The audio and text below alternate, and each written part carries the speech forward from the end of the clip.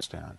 So it's the type of government, and when you don't have a non-constitutional, non-consensual, non-democratic government, now they can change. But I wouldn't worry about Japan that much with a bomb. I worry about China. I worry about North Korea. And the problem in the Middle East is there's not many people there that you, as Bob said, you would want to have a bomb. Israel is it. Well, come on, the borders aren't still, you know, since the Ottoman times, they're still disputed. They're still, and the sectarian violence, which we don't begin to understand. And that's what scares me. And that goes on all the time.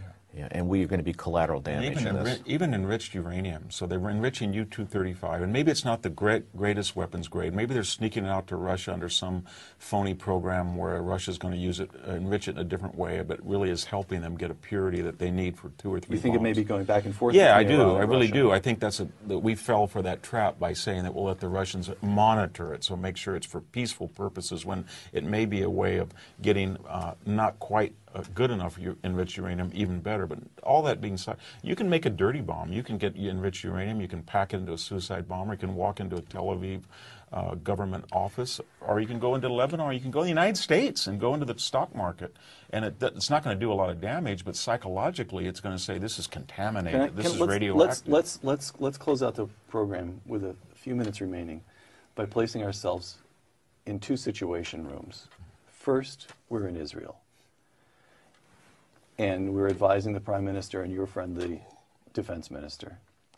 And they've listened to everything that's been said so far. And I'll sum up as follows. On the one hand, if Iran gets a nuclear weapon, it's an existential threat to the state of Israel.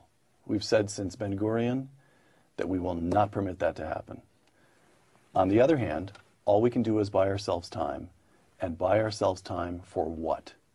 The administration in the United States would use an attack by us on Iran to put distance between us, the United States and Israel. Iranian public opinion, to the extent that it matters at all, would swing hard against us. Every one of our neighboring regimes, whatever they said in private, would feel required to denounce us in public. The Europeans would scarcely come to our aid and wouldn't be able to extend us any meaningful aid, even if they did. Buy us time for what?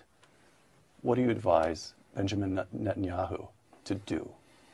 If I'm an Israeli and I look at Iran's record vis-a-vis the Palestinians in Lebanon and the leadership that's come to power on 12 June, if I'm an Israeli, not as an American, I'd say we somehow have to knock Iran down a notch. The Americans aren't going to do it. We're going to have to do it. And I think that's the decision. Not necessarily attacking the nuclear program. Just in general. I mean, we are forgetting that the Palestinian Authority now is under attack by Hamas, which is a client of Iran, and Hezbollah is a client of Iran, and they are getting stronger by the day. And I think you can make that argument very well. We have to do something now, or we're going to be surrounded. What if Egypt falls next in this succession, where the sun comes in, but some pro-Iranian military faction comes in? I mean, the numbers are against Israel, so they're looking at it differently. And again, if the nuclear weapon... Bob Baer advises the Prime Minister of Israel, you must act. Well, he's going to have to act. I agree. And with the question, the $64,000 question is, at what point will the point of no return come? But I think what they're going to have... You mean in the development of the nuclear? Yeah, they're going to. We're not there yet? Not quite.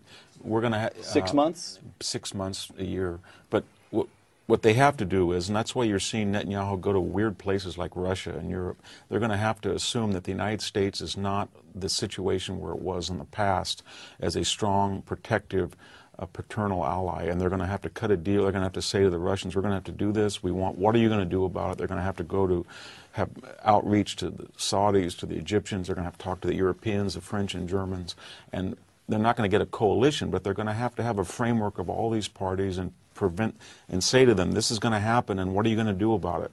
Not that they're going to, and I think they're going to find a very ambiguous response. It's not going to say, don't do that.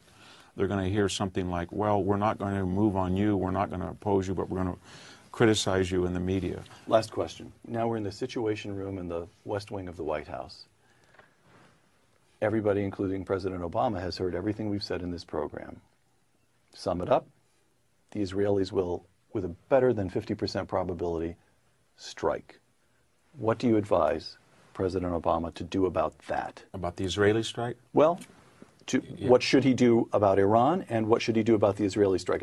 We're time. We need to keep I would brief. have a graduated response. First of all, I would say on this... To Iran. Yes, he said in July that by the time of the G20 summit, you're going to face consequences. Then the G20 summit and he says, you're going to face consequences on October 1st when the direct talks have been. And then the direct talks been. And then he said, this is the third time he said it. It doesn't do any good. He's going to have to say to his team, we're going to tell them we're going to stop the gasoline export into Iran. And then we're going to say we're going to have a blockade or tough sanctions and then blockade. But they have to have deadlines, and they're not going to be deadlines like health care is going to be passed by the August recess or get out of Iraq by March. The time for talking has passed. Yes, the United States must act. So they have to establish, and I'm not an expert, but they have to find out what this graduated response is. Sanctions, blockades, stopping export, and then the final red line is up here at about a year, and that's to do something.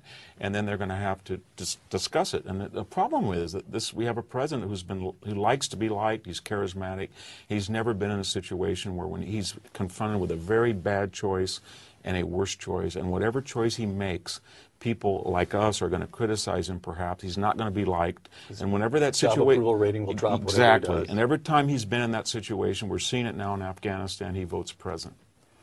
That's what worries me. And with regard to Israel, briefly, what should President Obama do? What Obama should do is he should, in diplomatic channels, help Israel prepare to appeal to the self-interest of people in the region, the Russians, the Europeans, and say, you know what, we don't like what they're doing if they're going to do it. If we did what I just outlined earlier, Israel would not have to do it. After all, just one last statement. Sure. This is 65 years after the Holocaust. My God, we're talking about 6 million people were executed while the world watched. And now we've got a person who's promising to do that again, and we're not doing it. Nobody's talking about it. And this is just insane. Anybody reads something like Martin Gilbert, the Second World War, all he writes about is how the worlds didn't do anything while the Wehrmacht went in and they just killed 6 million people. We got a guy who's saying that this didn't happen. He'd like it to happen again if it did happen. And this is insane. It's absolutely insane. Bob, what should President Obama do about Iran? Same two questions to you. I think that he should open a back channel right now to the real power, which is Khamenei and his son, and about 5 generals, and sit down at the table. We talk about Jim Baker, pragmatist. Sit down and see if there's any chance of a grand bargain. You send Holbrooke over? You send a serious deal maker? Jim Baker. You send Jim Baker. Jim Baker. What do you give up, though, for them to quit? That would be the question. What would they want? I mean, would it be the Resolution 242? Would it be something on Lebanon? Would it be something on Iraq? And we have. If their interest, you said that their interest, at one level, their interest is stability in their own region. They see themselves surrounded by lunatics, and they want stability. And look, and we could cut that deal. We could cut that deal. We could just turn over Afghanistan to the Taliban. Who's going to suffer first? It's not us. It's going to be the Iranians. And we do have, and it's not the embargo. They need oil equipment. They need all sorts of things. They got a population of 71 million, 30% unemployment. They need a lot of things. And, you know, we can carry on this Cold War. We can strike their nuclear facilities, hope nothing goes on. But we really need to go in there and open up. An American president's got to take the risk of doing that and failing, because I think at the end of the day, an embargo and sanctions could bring Iran down, but it could also create chaos or something that would look like World War III. And how do you advise President Obama to behave toward Israel? We have to reassure the Israelis. Look, we're attached at the hip with the Israelis. We simply can't tell them, you know, look, let's let things go on as they are, and let's count for, you know, let's hope for the best. That's not going to work with the Israelis. And we cannot stop their bombing of Iran. What's a commander going to do in Iraq? Say, you know, I've seen 20 F-16s coming this way. What should I do? And we have about 4 minutes before, you know, before they're crossing the border. You can't stop them. So we need to get in a position that the Israelis are not thinking they're going to be destroyed. Last question. You get about 6 words apiece on this. Probability that the Israelis do strike by the end of the first quarter of by March of next year. 49%. Victor? I'd say 50-50. That's a cheerless note on which to end, but one worth pondering. Victor Davis Hanson, Bob Baer, the author of The Devil We Know. Thank you very much. Thank you. Thank you. I'm Peter Robinson for Uncommon Knowledge and the Hoover Institution. Thanks for joining us.